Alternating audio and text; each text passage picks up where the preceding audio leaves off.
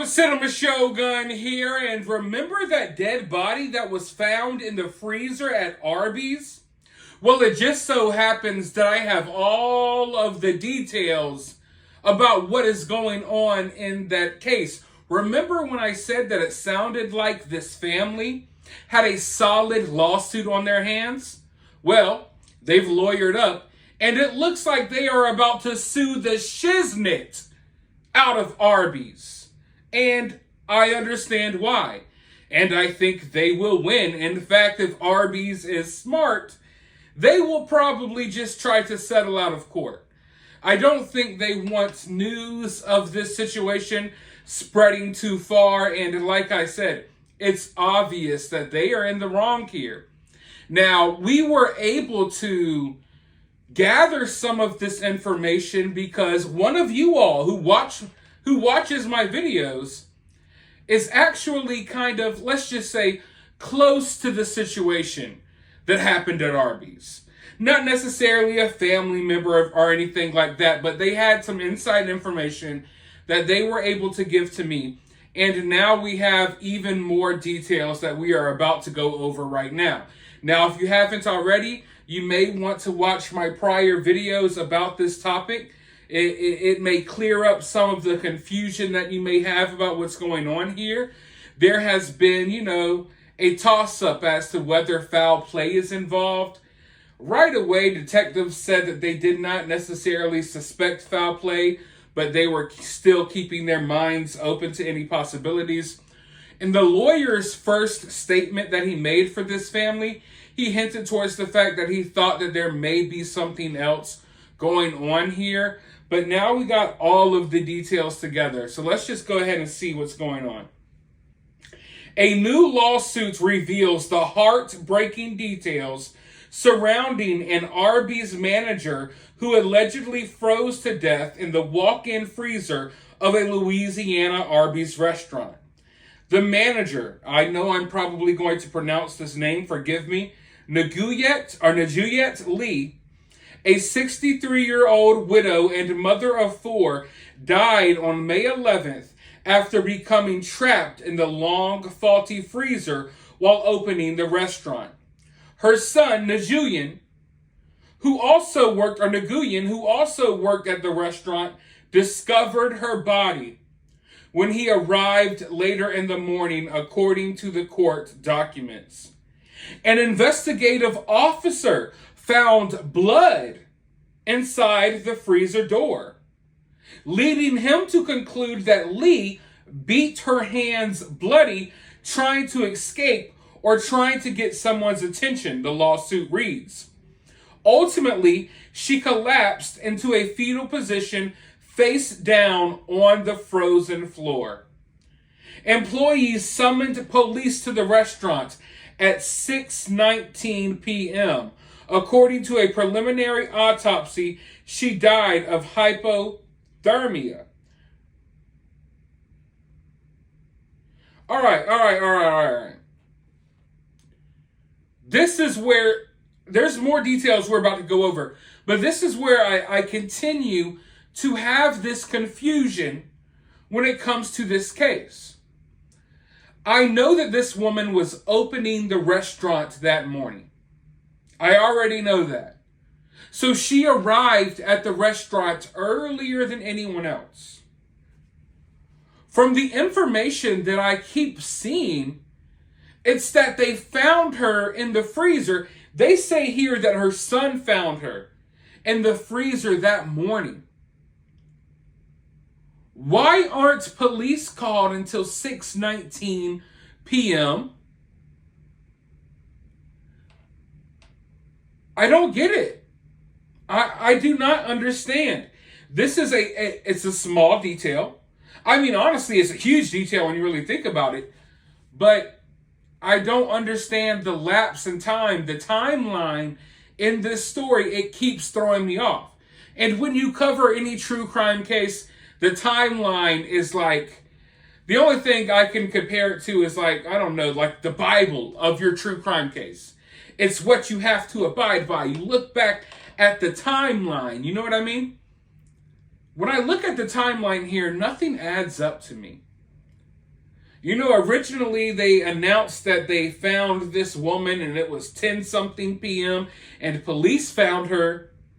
And then I've heard that, a worker found her, her son is an employee.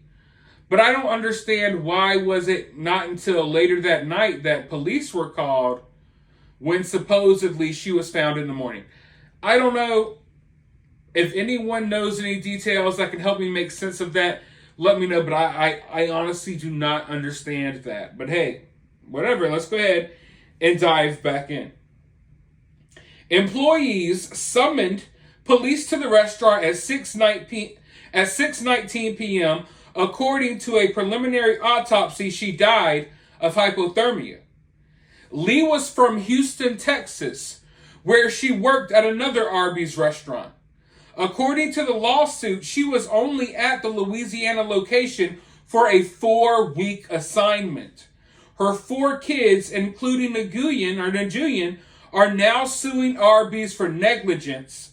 They're seeking at least $1 million in relief. They need to be seeking more. You can get more than $1 million for this for sure. You need to be seeking more. Also named as defendants are Turbo Restaurants and Sun Holdings, which own over 1,000 franchise restaurants across 12 states, including Applebee's, Arby's, Burger King, Golden Corral, IHOP, and Papa John's.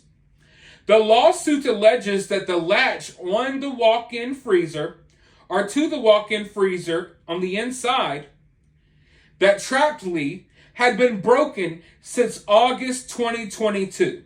So the latch on the inside of the freezer had been broken since August 2022.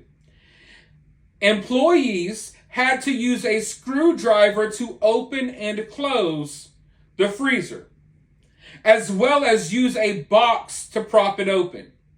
It also claims that employees showed the issue to a district manager when they personally visited the location.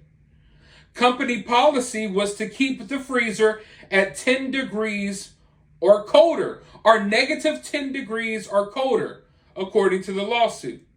The lawsuit alleges that Sun Holdings caused Lee's death by failing to have the freezer repaired and failing to adequately supervise the location, and that Arby's was grossly negligent in failing to inspect and train the personnel at the site.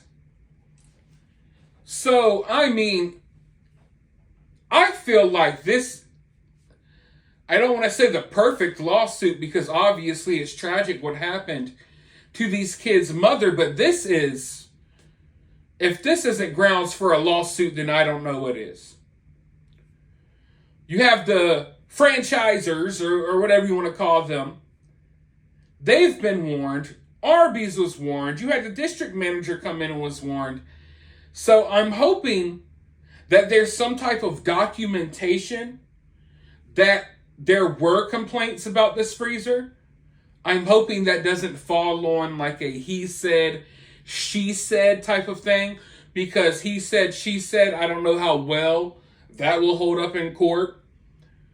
But I feel like this is grounds for a lawsuit for sure.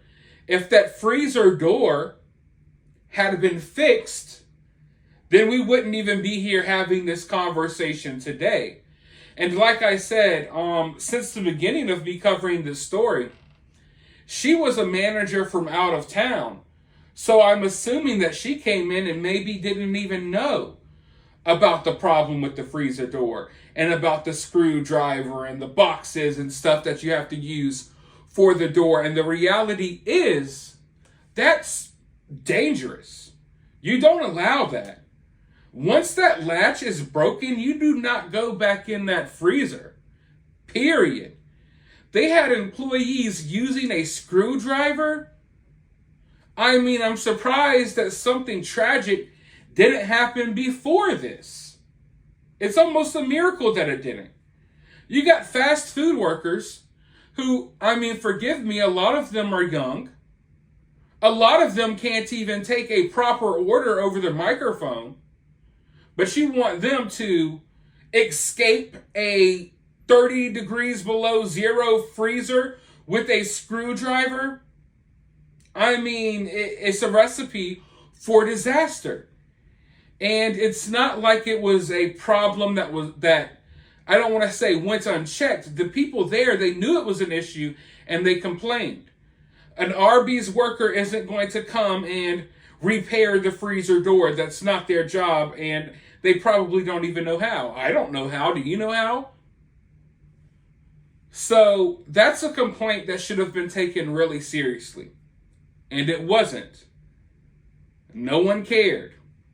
And now, unfortunately, someone lost their life inside of a freaking freezer at Arby's. This family needs to sue the pants off of everyone involved. $1 million? I think your mother's life was worth more than $1 million. And the companies that you're suing, they got plenty of money. It would have taken them nothing to fix that freezer door. They probably could have sent someone in, a couple of $100. Maybe it would have taken 15 minutes and the freezer door would have been fixed and the woman would still be alive today. But a lot of these people are cheapskates. They don't care about anyone else. They only care about their pockets. And now we have a woman who lost her life inside of a freezer at Arby's. That really, really ticks me off. But let me know your thoughts about this down in the comments below. While you're down there, hit that thumbs up button, hit that subscribe button, ring that notification bell. And I will talk to you all in the next video.